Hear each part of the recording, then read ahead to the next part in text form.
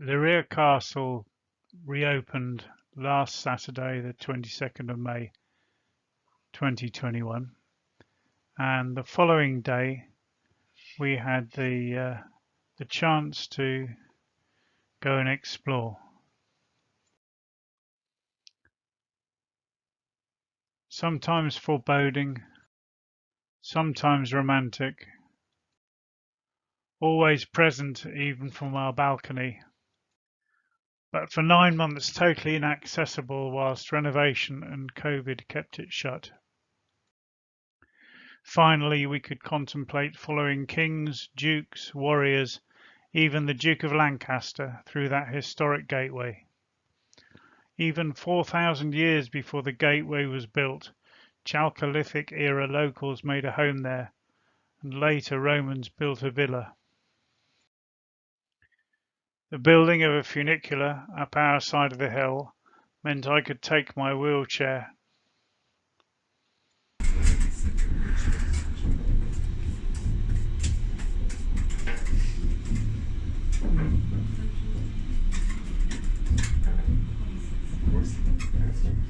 That's that place we drove up to that time, and then it was locked off because they were putting that in.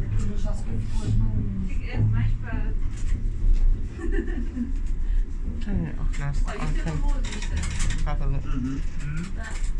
Turning it off so I can have a look.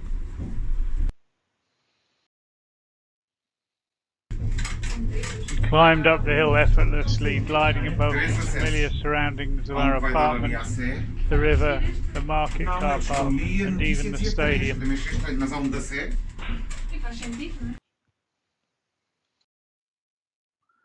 Let's go inside.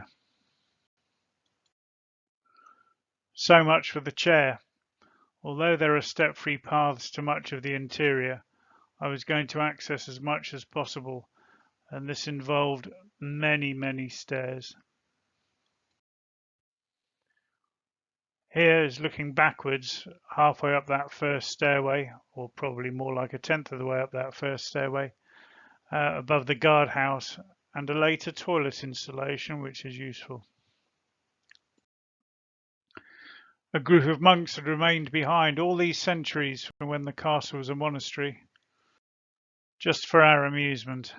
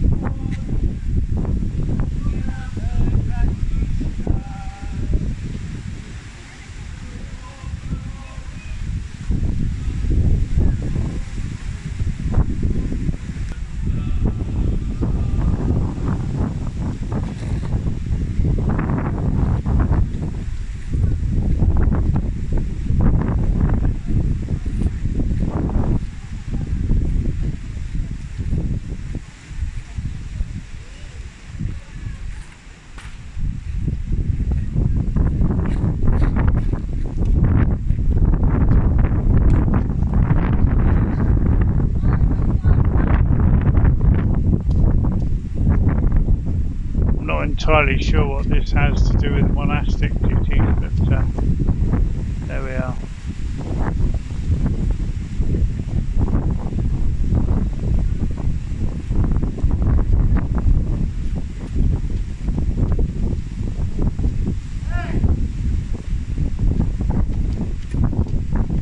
The new order of monks, clown monks, as opposed to warrior monks.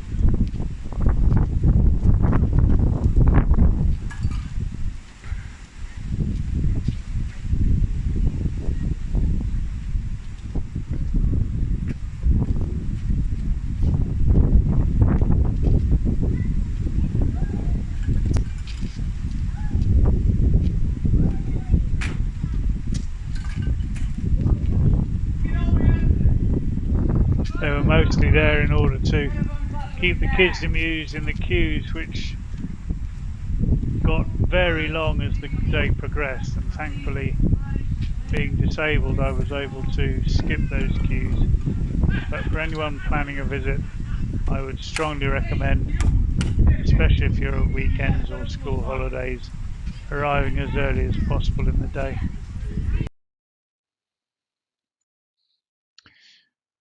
One of the first buildings we came across as we went through the gateway was the Igreja de Nossa Senhora de Penha,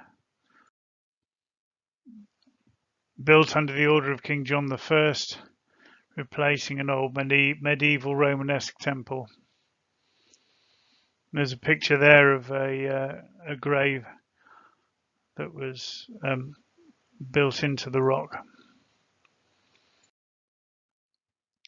Simple yet impressive medieval masonry is now protected by a modern roof. Two tombs used by lords of the castle, now long departed, yet again lie either side of the choir. And this is a glazed pottery late medieval candlestick from the 15th century that was found in the cloisters. It's quite beautiful.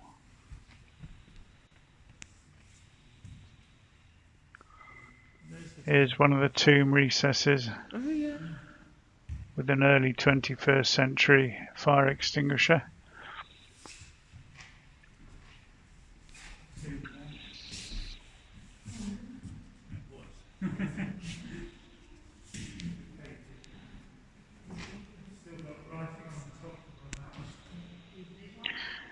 Templar cross carved into the stonework.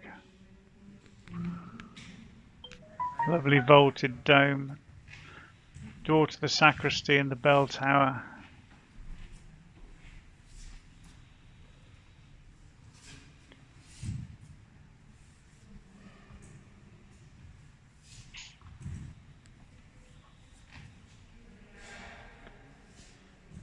And some old lettering still extant above the second tomb.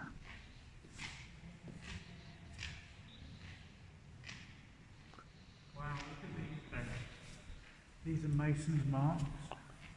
These are the signs of the masons who carved the stones. So the masons leave their signatures in the form of marks carved in the stones.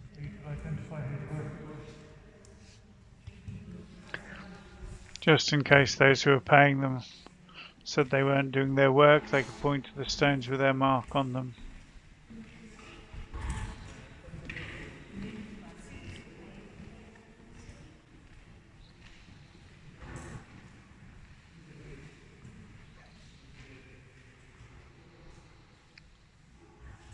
Lovely tracery on this arch. And the suspended wooden floors that have been installed are a great part of the restoration of this church. The next building we came across was the first palace that stood across the courtyard. I say courtyard, but it was another steep slope to climb. We ended up having to leave the second palace to another day as I ended the afternoon happy but very tired, but we have plenty to show before that. Here we are descending into the main hall of the palace, where they've got fantastic displays of the archaeology.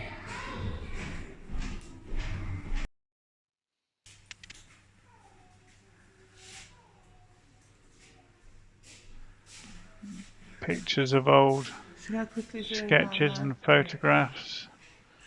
And then these cases showing finds dating right back to 5,000 years ago. But a great selection of the finds from old pottery, arrowheads, Bronze Age pottery there.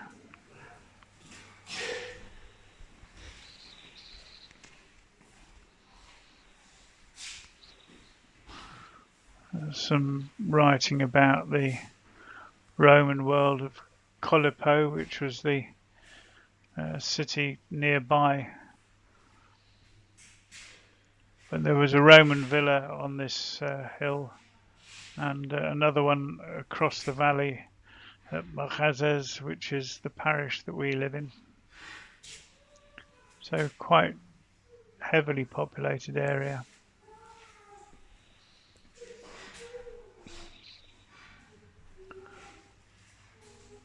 More pottery and some quite fine metalwork.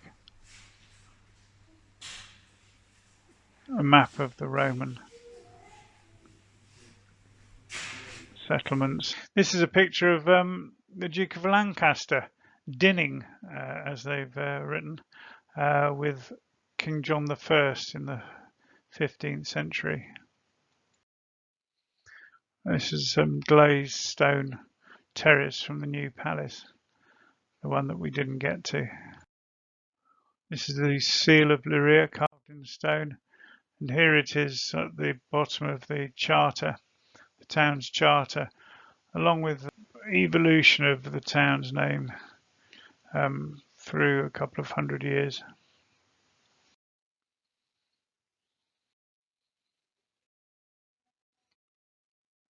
Back outside, the walls, really very green inside the castle. That's the keep.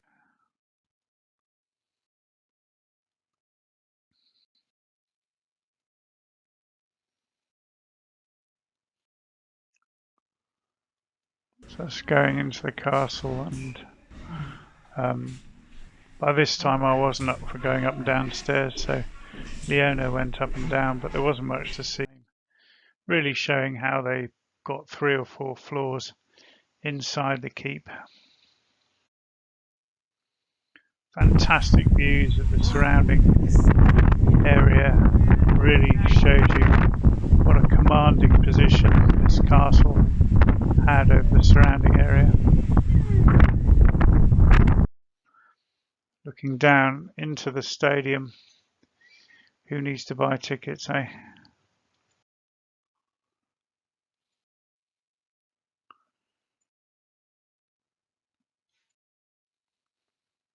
Lovely job they've done of renovating this and making it almost a very accessible area, even for those who have difficulty walking.